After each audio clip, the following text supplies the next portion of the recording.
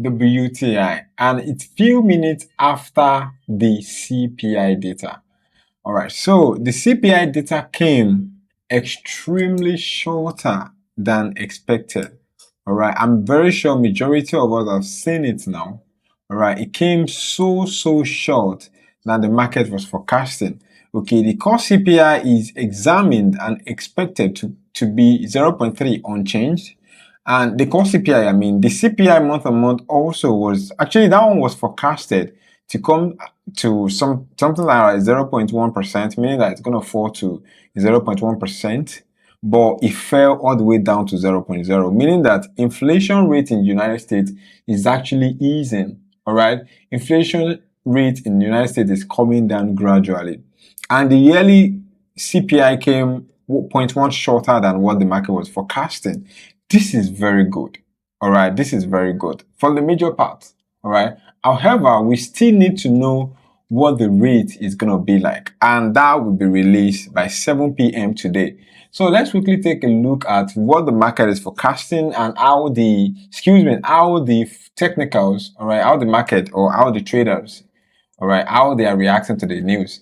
Okay, so we all noticed that DXY actually came down. It fell so flat that, as a matter of fact, it covered everything that happened on Friday. Okay, all the bullish move that happened on Friday is almost covered now, which is right here.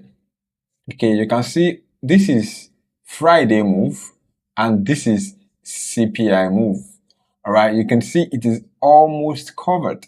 All right, as a matter of fact, if you take this gap and you add it to the bottom, all right, I mean from here to here, okay, if you add it to the bottom, it's just a few pips below. So it's almost covered everything. This is really good, all right, meaning that the price, I mean, DXY is still constantly and still obviously in this range, okay. The news push it back inside the range, okay.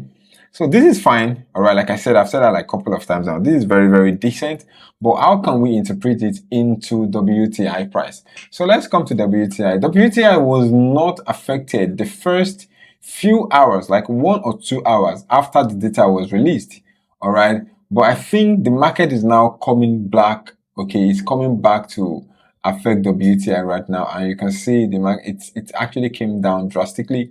I've closed my trade above here. Okay, I closed it this morning. It was quite an amazing trade. It's just very small. Like I said, I was expecting the price to came all the way down to this area, take me in another trade so I can write it up.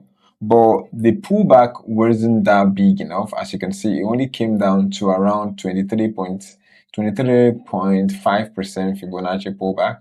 Okay, and then it went all the way back to the upside. Right, that was not enough for me to take a trade, so I just let it go because it didn't fit into my plan. So at the stance now, there's a possibility that with this move, okay, we need to wait for the close of this particular candle. All right, that's 4-hour candle anyways. We need to wait for the close of this particular candle to know what to plan for. Are we gonna continue this buy momentum, or is the market ready to continue to go down? Or peradventure, this range, all right, let me drag this a little bit to the side. Okay, that's one. Let me lock it there. Let me delete the Fibonacci so we can see the price very clearly. Let me delete all of these guys. Okay, good. So, or the range will continue, meaning this right here. Okay, will this range continue? Right here.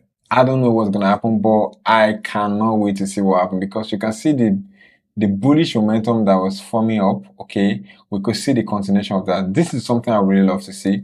Okay, I would prefer to see another candle that touched this area and then probably a build up candlesticks around there so I can look for some more buy. But you know, this resistance level will definitely try to pose as a challenge. Definitely gonna fight us a little bit, but if we get a break, a pullback out of this resistance, then we have this top to target. Okay, and this would be a very good thing for a swing trader like myself. All right, this is something I would really love to trade. Okay, this particular trade. So personally, right now I'm still sitting on my hands since I already closed my trade at the top here.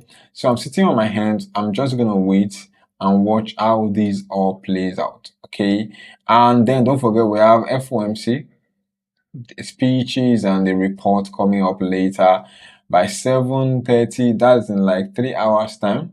Okay, the press conference is by 7:30 Nigerian time, don't forget. And by Nigerian time I mean GMT, okay, plus one. Okay, I mean GMT plus one.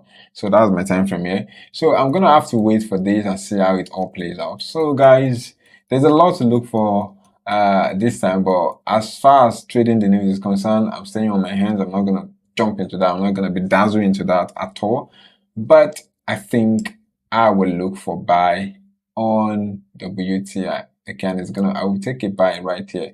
All right, I will take the buy right here. So this would be a very good one, all right, because there's a possibility of the price coming all the way down to retest this trend line. As a matter of fact, we can even get the price we can see the price around this area coming to retest this previous support. Okay, that very sharp cut or sharp form support.